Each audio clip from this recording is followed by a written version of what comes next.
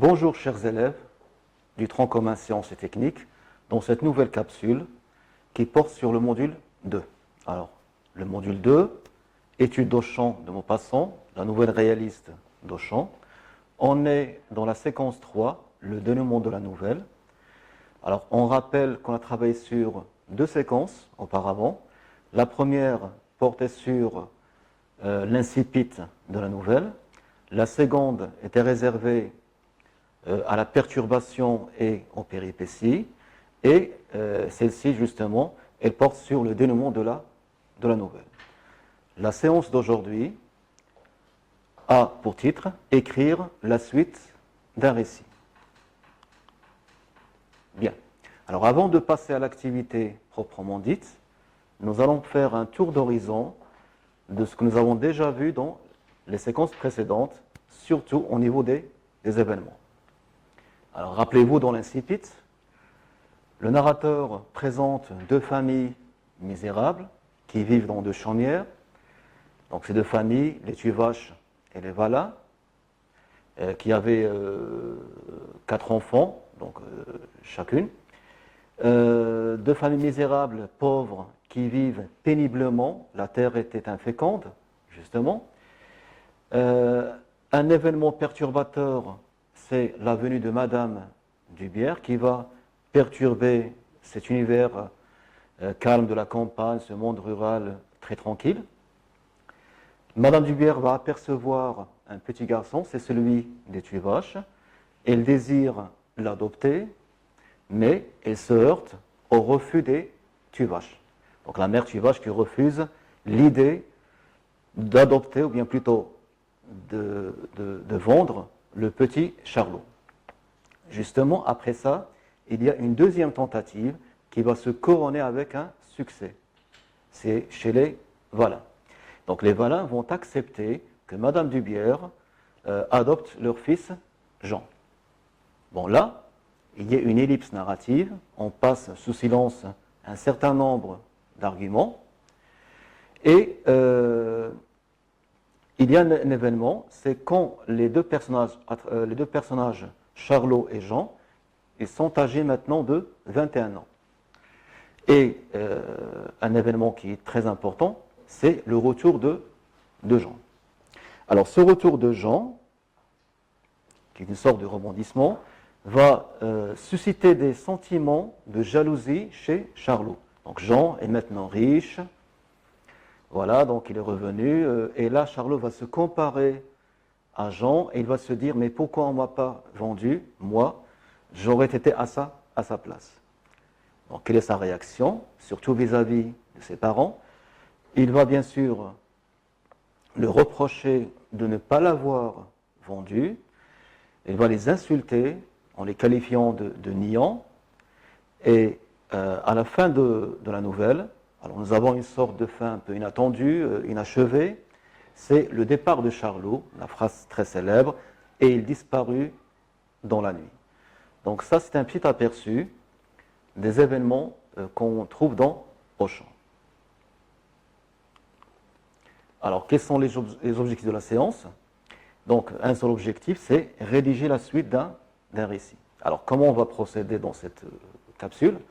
Ben, tout simplement, on vous donne quelques éléments, on vous donne quelques conseils méthodologiques, on vous donne quelques ressources pour écrire la suite d'un récit. Donc, rappelez-vous, la fin d'Auchan n'est pas une fin qui paraît réellement achevée, et donc là, nous allons rédiger ce qu'on appelle une suite qui est possible. Voici donc la consigne. En fin du module 2, sur Auchan de Maupassant, il vous est demandé de rédiger une suite à cette nouvelle. Donc, ce qu'on vient de dire, il faut donc inventer une suite possible, des possibles narratifs, mais tout en restant dans le cadre de la nouvelle. Bien. Comment vous allez faire? Plusieurs façons. Parmi ces façons, on doit commencer d'abord par se préparer. Comment on se prépare? Eh bien justement, il faudrait réfléchir un peu. Voilà, c'est pas facile d'écrire une suite, donc il faut réellement s'y préparer. Alors, je vais vous poser un certain nombre de questions. Par exemple, quelle suite proposer? Est-ce que, par exemple, cette suite va mettre en valeur, par exemple, le personnage de Charles? Est-ce que c'est une suite, par exemple, dans laquelle on va mettre en valeur d'autres personnages? Quels sont les événements qu'on peut ajouter? Est-ce que, par exemple, la fin est heureuse ou bien malheureuse? Donc là, ce sont des questions, c'est un remue-ménage donc, qui vous permet d'avoir une petite idée au préalable avant de passer à l'acte d'écrire. Est-ce que je vais garder les mêmes personnages? Oui, c'est possible de garder les mêmes personnages, mais il serait utile aussi d'inventer, d'en inventer d'autres pour les besoins de la suite que vous voulez proposer. Cette suite que vous allez proposer, est-ce qu'elle sera réaliste? C'est-à-dire, est-ce qu'elle va correspondre à la visée du narrateur, c'est-à-dire de donner une histoire qui est vraisemblable, qui est vivante, et comment dire, de présenter des personnages voilà, qui paraissent réels, mais en fait, ils sont tout à fait imaginaires, mais on a l'impression l'illusion de la réalité. Bien.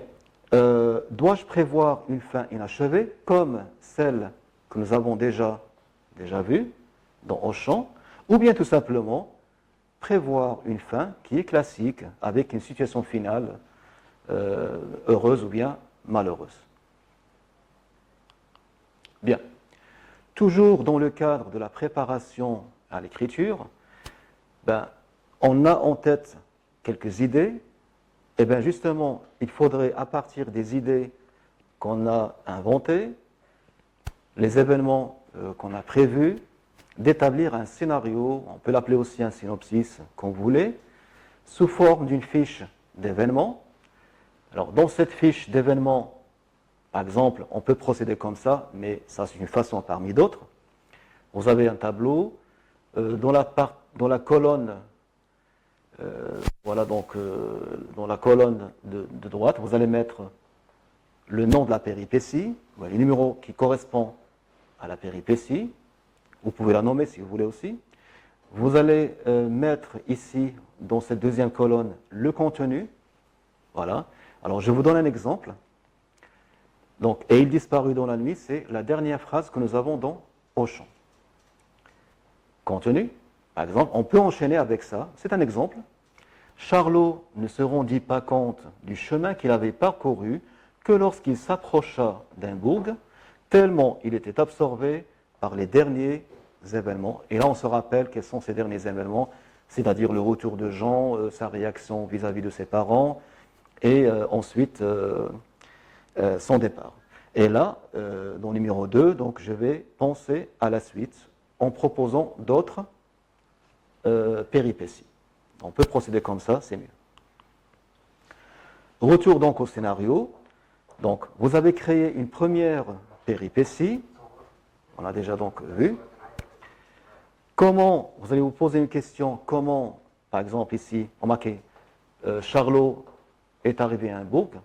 Là, je vais me poser une question, mais comment est ce bourg? Là, vous allez décrire le lieu, bien le cadre de l'action, par exemple. À quel moment arrive-t-il à ce bourg? À quel moment donc arrive-t-il dans ce lieu? Quel personnage va-t-il raconter? Quel personnage? Donc, les personnages que vous avez inventés. Les propos échangés, donc c'est relatif au discours des personnages et au dialogue qui va s'en suivre, justement. Et la suite des événements. Donc là, on a un peu toutes les composantes qu'on trouve dans un récit, à savoir le lieu, le temps, les personnages et les événements. Bon, alors, vous avez l'intention d'écrire la suite d'une histoire. Bien sûr, la trame sera narrative, c'est un récit, vous devez raconter, ça c'est normal, mais est-ce que vous allez uniquement raconter? Non. Parce que si vous vous contentez seulement de raconter, on aura l'impression que le rythme de l'histoire est un peu accéléré. Donc là, il faudrait agrémenter le récit par un ensemble de techniques, par exemple. Donc là, on peut employer le discours direct, indirect, etc. La prise de parole du personnage, quand on fait parler un personnage. On peut aussi prévoir des dialogues entre les différents personnages, comme ceux qu'on a dans Auchan, la nouvelle. Et on peut aussi, ménager quelques pauses dans lesquelles on va faire des descriptions, soit la description de lieux, la description de personnages. Pourquoi ça? Tout simplement pour créer ce qu'on appelle un récit dynamique, qui n'est pas ennuyeux et qui peut donc être accrocheur. Bien. Toujours dans le cadre de la dynamique du récit, donc là, on a un ensemble de techniques narratives que les auteurs emploient beaucoup, mais on peut s'en inspirer, c'est possible de s'en inspirer. Et ça concerne particulièrement ici ce qu'on appelle le rythme narratif. Alors, l'ellipse, ce qu'on appelle l'ellipse narrative. Alors, je vais lire d'abord le passage. N'oubliez pas, c'est un passage qui est inventé. Alors, des mois passèrent, Charlot se plaisait dans la nouvelle vie qu'il menait. Donc là, l'expression des mois passèrent, remarquez ici, des mois passèrent, on a l'impression que on a passé sous silence beaucoup d'événements, on a accéléré le rythme de l'histoire. Donc, quand il y a des événements qui ne sont pas importants, ou bien quand on veut aller directement à un événement essentiel, capital dans l'histoire, donc on peut prévoir, par exemple, des passages d'ellipse.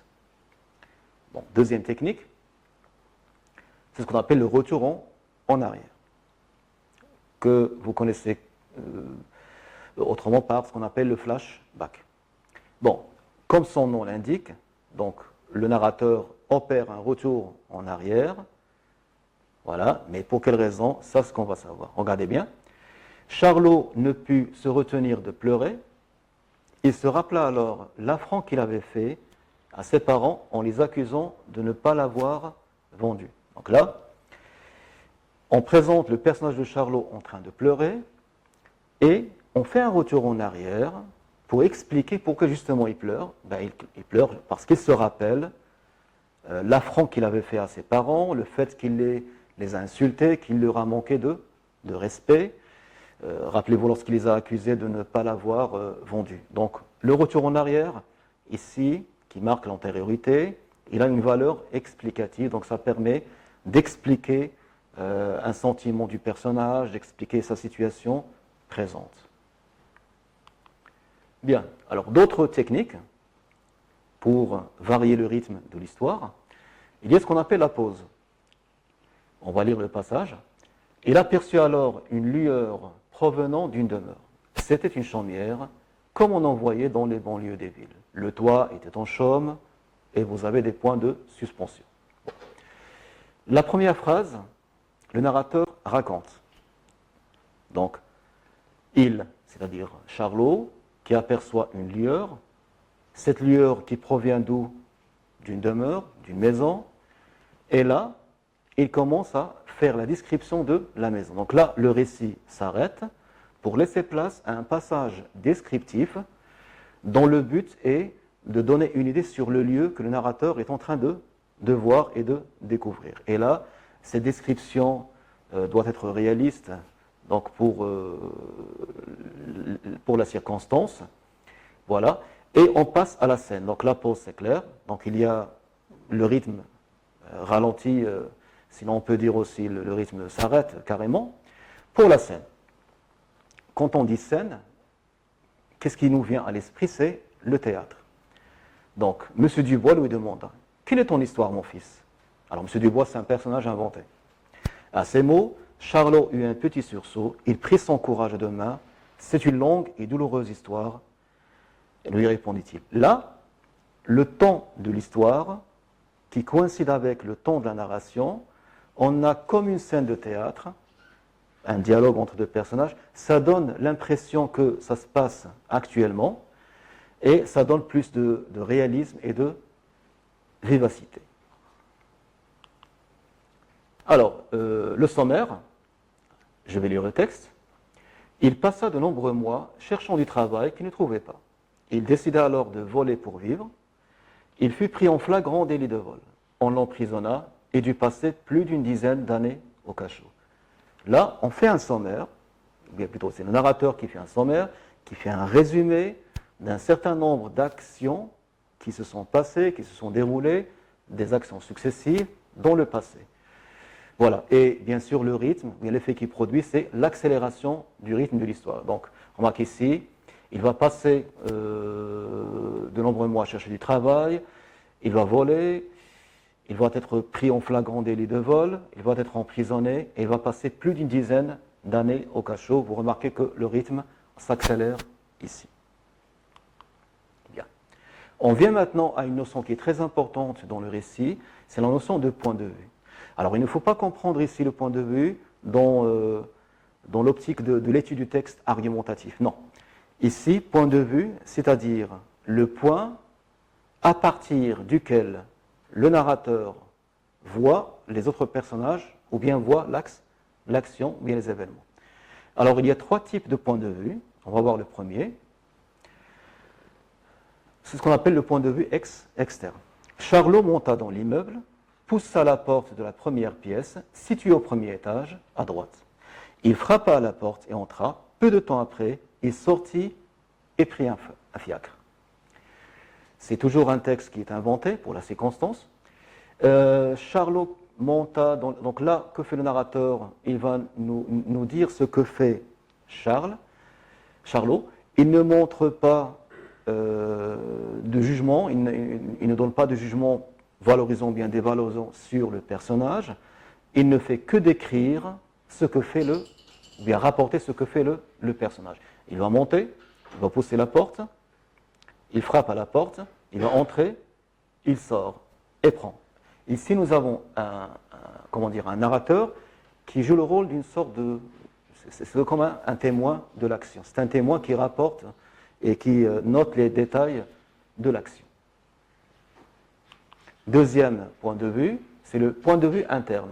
Charlot était assis sur le point, Charlot était sur le point de rentrer chez lui quand il aperçut un jeune homme, c'est pas un jeune, donc un jeune homme, descendre d'un fiacre. C'était un monsieur aux cheveux bruns, aux yeux noirs, en amande. Il portait un chapeau de dandy et tenait une canne à poignée en or. Il se demandait où il avait vu ce jeune homme. Donc là, la première phrase, Charlot était sur le point de rentrer chez lui quand il aperçut. Là, nous avons un verbe de perception. Que va apercevoir Charlot? Il va apercevoir, il n'y a pas de ici, pardon, il va apercevoir un jeune homme. Donc là, ce que nous, les lecteurs, on voit, c'est ce que Charlot aperçoit. Bien. Donc, et nous, donc, on voit ce que voit le personnage. Donc, on a l'impression que donc il y a une sorte de dynamique dans le texte, etc. Et comment dire, Charlot peut ici, par exemple, donner un jugement, peut-être valorisant ou bien dévalorisant. Donc là, la description du jeune homme, du monsieur, elle fait partie de l'optique du personnage. 3. Le point de vue omniscient. Charlot, après l'accident qu'il avait rendu infirme dans l'usine de la banlieue, finit par vendre son mobilier. Il dépensa jusqu'au dernier centime pour se soigner. Sa femme dut le quitter, ses enfants ne le reconnurent plus, et il finit ses derniers jours dans un asile. Alors remarque ici, là en fait, le narrateur ne voit pas, mais plutôt il sait. Qu'est-ce qu'il sait? C'est-à-dire il a beaucoup d'informations au sujet de Charlot. Alors, Charlot, après l'accident qu'il avait rendu infirme, donc il sait que Charlot, il avait un accident, qu'il est devenu infirme. Il a vendu son mobilier, comment peut-il le savoir? Il va dépenser jusqu'au dernier centime. Est-ce qu'il était avec lui quand il a dépensé le dernier centime? Sa femme, il l'a quitté, ses enfants qui ne vont plus le reconnaître. Et il va finir, bien sûr, ses derniers jours dans un asile. Alors là, justement, on a l'impression que le narrateur, il sait tout. Omni, ça veut dire tout, donc il sait tout au sujet de Charlot. Donc sa vie privée et tout ce qui le concerne. Bien. N'oublions pas l'importance du discours rapporté dans le récit. Donc il faut intégrer des passages de discours parce que dans l'optique réaliste, le discours, ça donne plus de vivacité au texte. Et nous allons passer en revue un peu les trois types de discours que vous connaissez. Le discours direct, le discours indirect et le discours indirect libre. Bon.